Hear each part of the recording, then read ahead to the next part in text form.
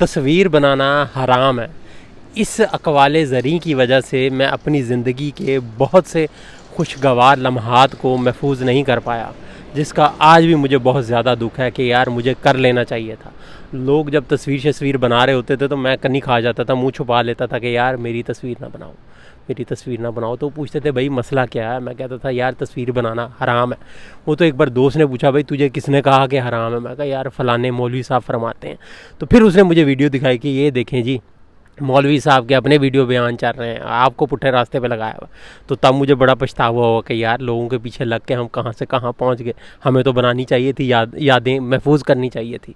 अब देखते हैं उनके, तो अब उन्होंने यूट्यूब चैनल बनाए हुए हैं, अब उनकी कमाइयों से लगे हुए मौजें कर रहे हैं, सानू पुट्ठे राय ला के। तो इस तरह के अनमोल हीरों की वजह से पाकिस्तान का आज ये हाल है कि ऐसे ऐसे माशाल्लाह अल्लाह ने पाकिस्तान को हीरे दिए हैं जिन्होंने पाकिस्तान का नाम हर जगह रोशन किया। सुबहान अल्लाह, माशाअल्लाह, जिंदाबाद।